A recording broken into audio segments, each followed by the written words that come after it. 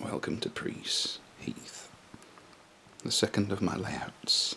So this one looks a little bit bare, and it is. To be honest though, scenery wise, it is nowhere near finished. However, in terms of build wise, it is complete. A little look underneath reveals the point motors and the detection system that we've got installed. So it is there's a little bit more wiring on this one than there is on Norton TMD. So yeah, it's ballasted. The track is mostly weathered. Some of the ballast has come loose. It hasn't really been out for about a year, this layout. So it does need a few like running repairs, as it were. But happy with the progress so far. Just need to be able to leave it out to do the scenery. So the track is code 75, unlike Norton. We have a mixture of concrete sleepers, wooden sleepers, and even a little bit of the superb Pico bullhead rail, which is really, really nice. It's a bit bigger than Norton, which is hiding under that curtain over there. It is 6 foot long, the same as Norton, however it's 3 feet wide, and then this extension adds a little bit more to it to allow for a fiddle yard. One day, at some point in the future, it will find its way, most likely to some exhibitions. Fingers crossed, if we ever return to the normality of having exhibitions. And obviously it'll be a different looking layout, but fun to operate all the same. The layout features a Digitrax controller and has a wireless receiver. So as long as I have the 9-volt battery inside the handset, I can walk about and do whatever I want, which is excellent. Again, a very nice feature which will come in handy at exhibitions. There's a receiver on this side, and if I look underneath there, that bit, little box there, the red light is showing, is also a receiver. So it doesn't matter which side of the layout you stand to do this, because it works off infrared the same as a TV remote, and hence if you were not quite in front of the receiver it wouldn't work properly. So I have selected at the moment number 24, which is 153324. Now this unit doesn't have momentum yet programmed, it doesn't have sound, it is purely DCC. What I can also do on this from the control, obviously I can select loco, as you can just about see there, but I can also select switch.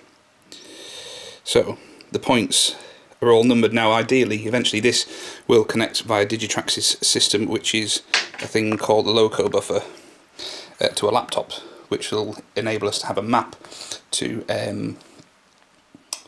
actually control these from on the PC. Now this was done before on the previous layout, Piercebridge Model Railway, and that works very well with a much bigger number of points than you can see here.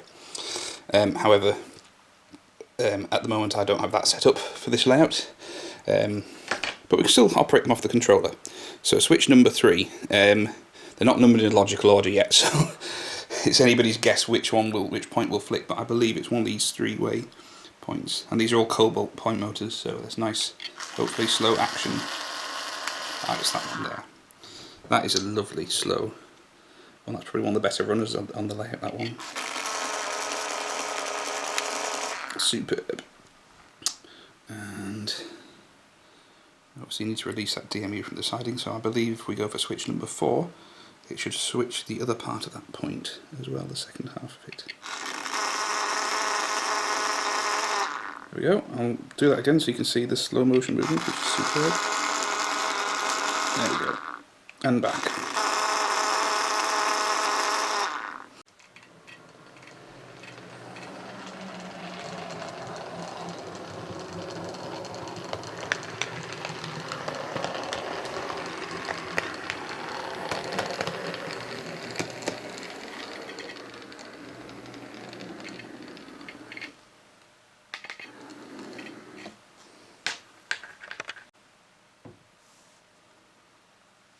This yard will contain a more extensive this board will contain more extensive fiddly yard once more progress has been made. As you can see now, I've moved the Class 68, that the fuel points had some detailing done already.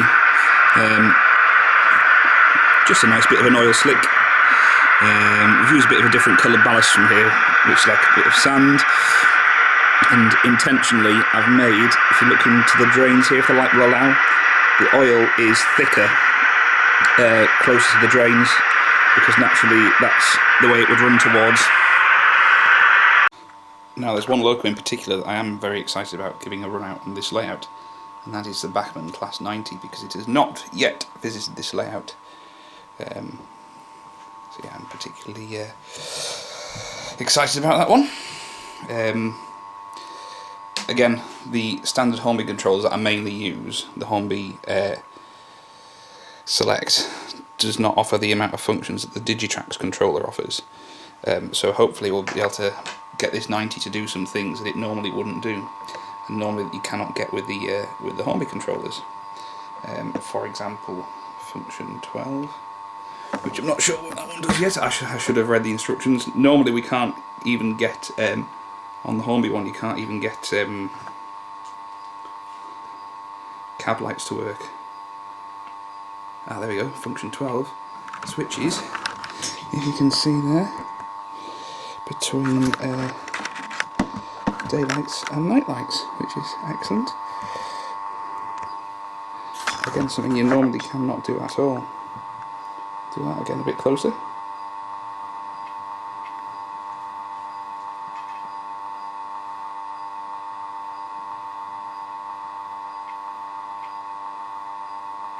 It's fantastic.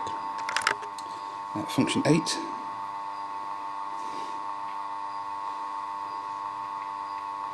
Now, one of these functions will give us our cab lights, and I can't remember which one it is. We've got our compressors on function 7. Perhaps function 10.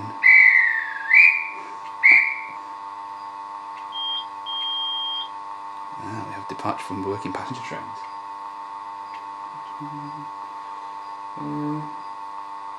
We shall figure it though. We shall figure it. Anyway, let's take it for a blast.